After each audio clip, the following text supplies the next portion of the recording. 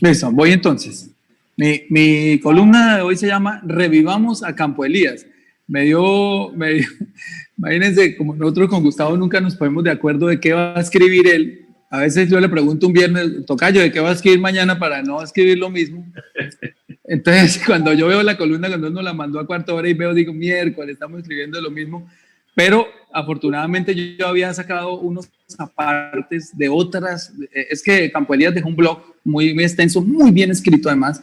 Tipo, organiza las ideas de una manera espectacular y escribe muy bien. El profesor que escribía. Entonces, obviamente coincidimos en que el homenaje para hoy tenía que ser a Campo Elías Galindo, el profesor asesinado en Antioquia. Y las columnas son distintas, terminaron siendo distintas, pero el homenaje es a la misma persona. Entonces yo empiezo a leer mi columna.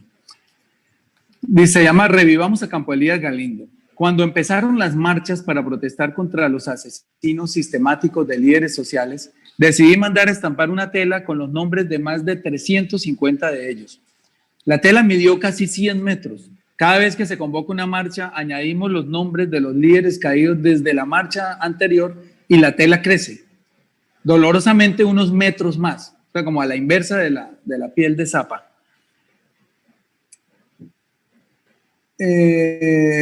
Unos metros más. Para la marcha del 21 de noviembre de 2020 ya iban 525 nombres y la pancarta del dolor medía 128 metros.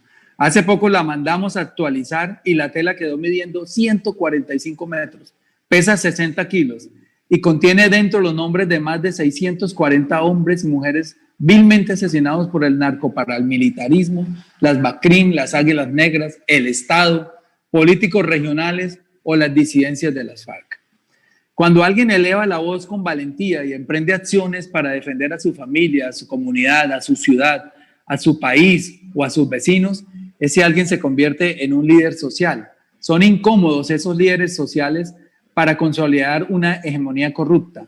Ellos no tienen miedo, nunca callan, siempre van para adelante con la espada de la verdad.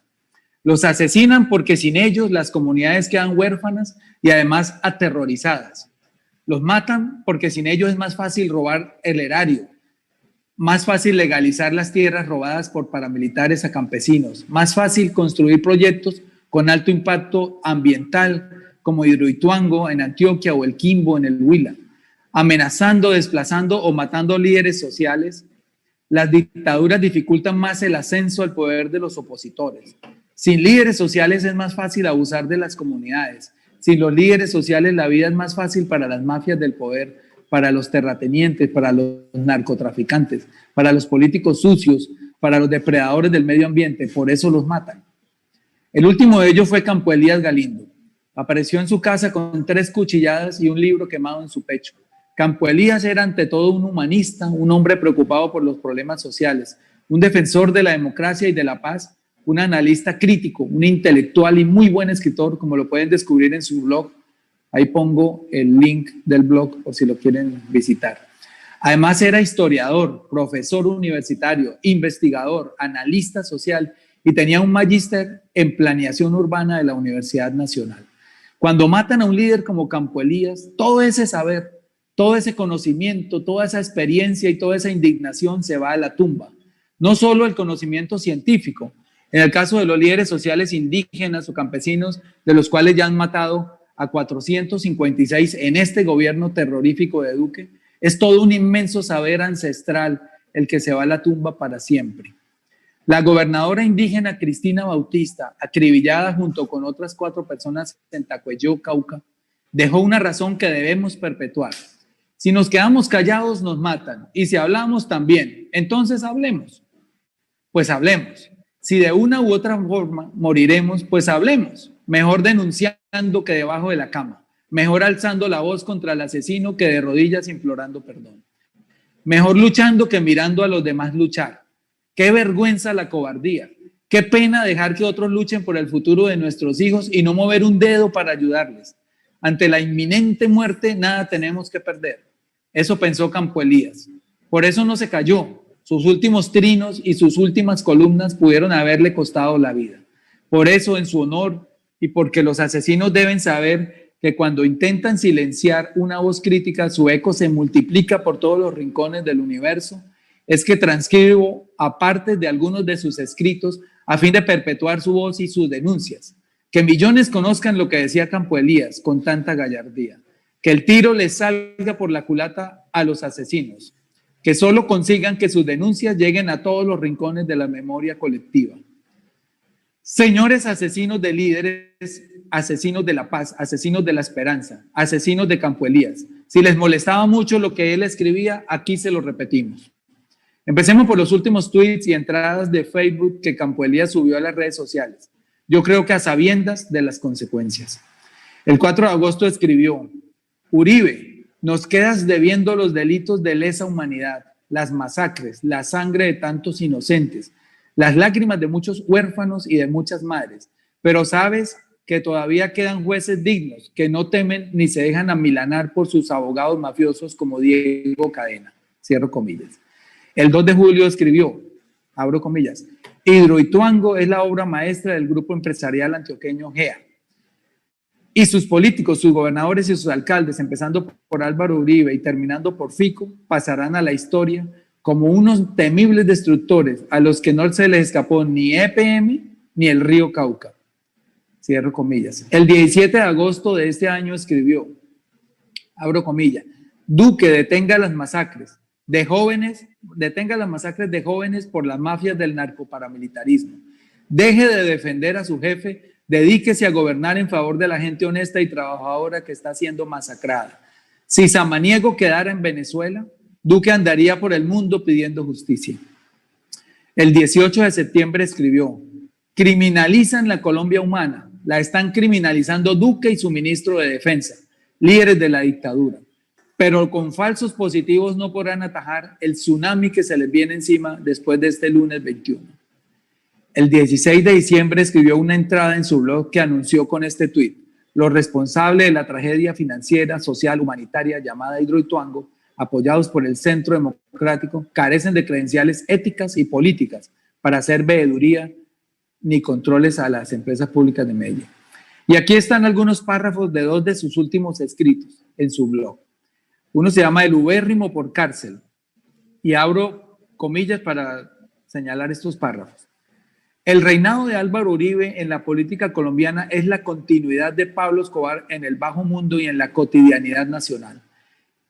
Este en la mafia sirviéndose de la política y aquel en la política sirviéndose de la mafia. Escobar en las 2 décadas finales del siglo XX y Uribe en las 2 primeras del siglo actual. Esa es la línea de continuidad que tienen los 40 años de la historia reciente de Colombia. Álvaro Uribe pasará una temporada en su hacienda El Ubérrimo, sobre la cual escribió un libro en 2014, Iván Cepeda, su víctima. Pasará a la historia no solo por su detención domiciliaria, sino como el expresidente que quiso serlo por tercera vez y después se negó al uso de Buen Retiro. El expresidente que en lugar de sentarse a escribir sus memorias, a jugar con sus nietos y a viajar con pasaporte diplomático, prefirió seguir en la persecución de sus enemigos y haciendo torcidos que lo tienen al borde de una condena definitiva por unos delitos comunes, ajenos a la investidura de cualquier presidente de cualquier país. Con el cuerpo de Uribe en el ubérrimo y su espíritu dañino en la presidencia, el Congreso, las Fuerzas Armadas y su partido político, el país entra en una coyuntura inédita en la que una fuerza con poder real dentro y fuera del Estado empieza ya un desafío abierto a la Constitución de 1991. Cada vez que esa fuerza se ha sentido perdedora en la arena política, ha amenazado con una constituyente que reordene el Estado conforme a su proyecto de minimizar la justicia y el poder legislativo, convirtiendo al Ejecutivo en un monarca omnipresente y todopoderoso que se pueda entrometer en las decisiones de todas las ramas del poder, como lo hizo Uribe y le aprendió Duque. Hasta ahí cierro comillas. Saqué los apartes de esa entrada. Aquí hay apartes de otra entrada que se llama Aída Merlano y la mafiocracia. Aída Merlano está aseverando y ofreciendo pruebas de muchos delitos, pero de todo lo dicho, lo más grave, porque apunta a la médula del régimen político, es que miles de millones de pesos se hubieran invertido para comprarle votos al entonces candidato y actual presidente de la República. La ilegitimidad del mandato de Duque ya no es, desde que la ex senadora lo señaló, un discurso de la izquierda o de la oposición antiuribista para desprestigiar a un presidente. Es una declaración de algo ya sabido, pero ahora proveniente de la propia entraña de la clase política, de quien fuera en ese momento una ficha de toda su confianza. Esta es la razón para que la Fiscalía colombiana se niegue a investigar lo denunciado y para que los implicados se cubran con improperios a la acusadora. La figura y las declaraciones de Aída Merlano gravitarán sobre el gobierno comprado de Duque hasta agosto de 2022. No es una novedad en Colombia, pero ese mandato está viciado de ilegitimidad desde su mismo origen. Proviene del delito y el quebrantamiento de normas éticas, legales y constitucionales. Nadie sabe hoy en este país quién fue el ganador legítimo de la segunda vuelta presidencial celebrada en junio de 2018. Las estrategias de los implicados para minimizar el daño político son inciertas, pero serán también delictivas.